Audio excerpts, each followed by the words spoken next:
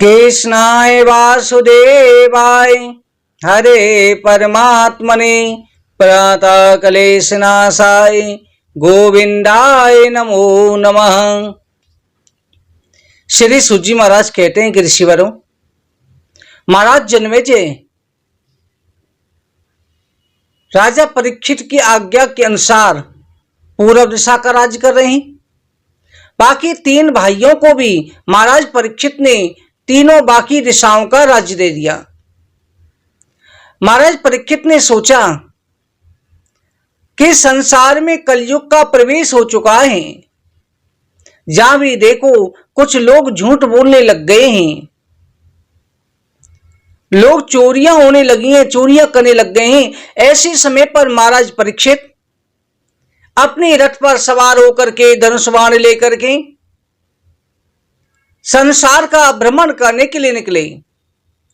जिस भी राज्य में जाते वहां के राजा कर देते, स्वागत करते, चरणों में भेंट रखते। हर जगह पर पांडवों का यश गाया जाता। अपने पूर्वजों का यश सुनकर के महाराज परीक्षित बड़े प्रसन्न होते।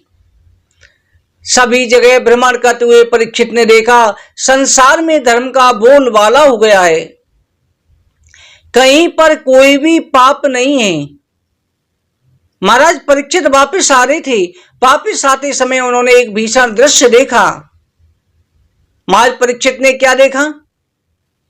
महाराज परीक्षित देखते हैं कि एक बैल है जिसकी 3 टांगें कटी हुई हैं, एक टांग पर खड़ा हुआ है, और एक दुर्बल कमजोर गाय है जो आंखों से आंसू बहा रही है, गोबर करती जा रही है, पेशाब करती जा रही है।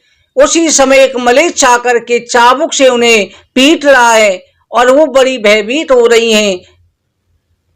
वो चाबुक से मारने लग रहा है। महाराज परीक्षित पास पहुंचे तो गाय की कुछ बातें सुनाई दी। गाय बैल से कहती है कि तुम दुखी क्यों हो? तुमको कोई सहारा नहीं है।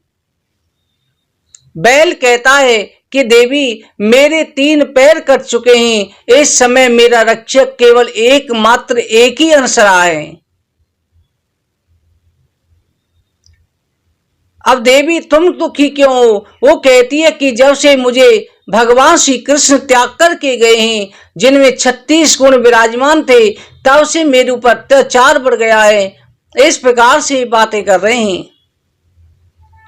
उनकी बातें सुनकर के परीक्षित पहुंचे और जाकर के उनको प्रणाम किया। कहा, हे गौ माता, हे वृषभ, तुमको किसने कष्ट दिया है?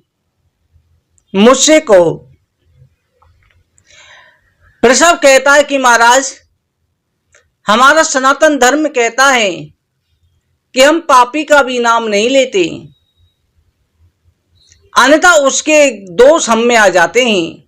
आप स्वयं समझ सकते हैं। अब महाराज परीक्षित समझ गए। बोले कि मैं जानता हूं तुम साक्षात धर्म हो जो वृषभ रूप में मेरे सामने प्रकट हुए हो। तुम्हारे 3 पैर दया, क्षमा, तपस्या कट चुके हैं, केवल एक दान मात्र शेष बचा है।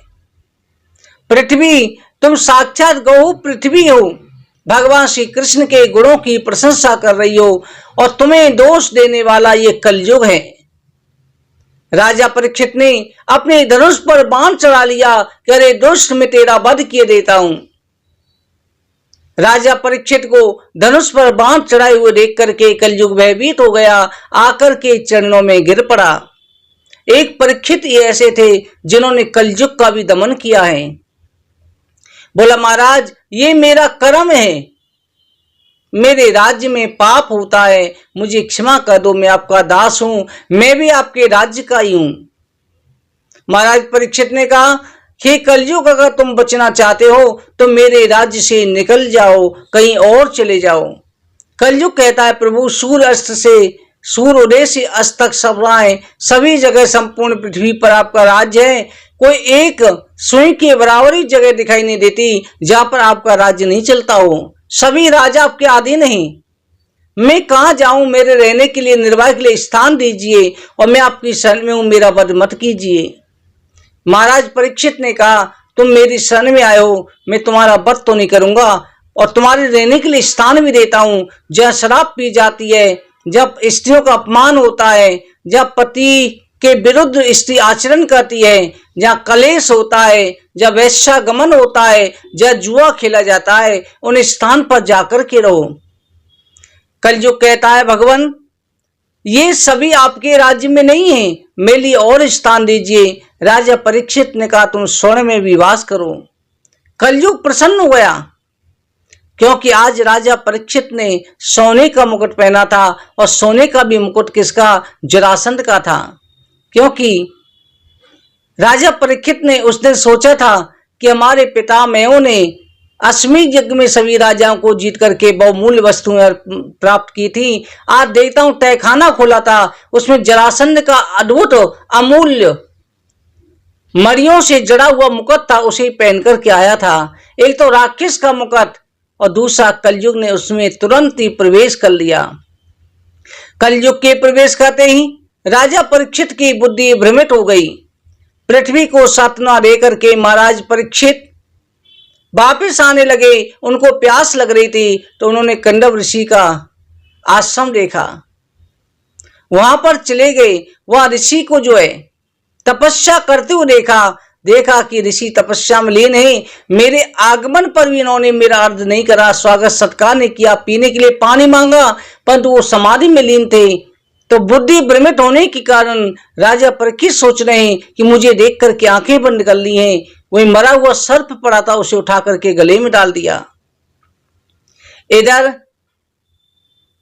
कुछ बच्चे खेल रहे थे, उन्होंने देखा, तुरंत ऋषि का पुत्र सिंह ऋषि ये बच्चों के साथ खेल रहा था। वहां जाके कहा कि एक राजा ने मरा हुआ सर्प तुम्हारे पिता के गले में डाल दिया है। सिंह ऋषि ने उसी समय श्राप दे दिया, जिस दुष्ट राजा ने पाप किया है उस राजा को 7वें दिन तक्षक के डसने से मृत्यु हो जाएगी। सिंह ऋषि वापस आए, अपने पिता के गले में मरा हुआ सर्प लेकर उसे फेंका और जोर जोर से रोने लगे। कंडव ऋषि की आंखें खुली, उन्होंने कहा, पुत्र किस लिए रोते हो? सिंह ऋषि ने सारा वर्णन कह सुनाया। उसे सुनते ही ऋषिवर ने कहा, तूने ये क्या किया? राजा विष्णु का स्वरूप होता है, राजा को दंड नहीं देना चाहिए। राजा के ना रहने से संसार में व्यभिचार फैलता है, चोरी चकारी होती है, प्रजा त्राय त्राय करती है, इस सब का दोष तुम्हें लगेगा। वो राजा बहुत धर्मात्मा है, पांडवों का वंशज है, कलयुग के प्रभाव ने उसने ऐसा कर्म किया है। तुरंत अपने शिष्य को भेजा, जिसने जाकर के राजा परीक्षित को बताया कि ऋषिवर के सिंह ऋषि के हिसाब से आज से 7वें दिन तक्षक सर्प के डसने से तुम्हारी मृत्यु हो जाएगी। जैसे ये वचन सुने, राजा जो है उसी समय उसने मुकुट उतार के रखा ही था, उसे सारी बात याद आ गई और बहुत प्रायश्चित करने लगा। मैंने क्या किया? एक ब्राह्मण का अपमान करा, मैं कैसा अपराधी हो गया। मैं पांडवों का वंशज होकर के मैंने ऐसा कर्म किया। जब ये श्राप सुना तो राजा परीक्षित बड़े प्रसन्न हुए कि भगवान ने अच्छा किया, मुझे दंड दे दिया। उसी समय अपने पुत्र जनमेजय को राज्य दे करके संपूर्ण राज्य से विदा होकर के मुक्ति के साधन के लिए गंगा जी के किनारे चले गए।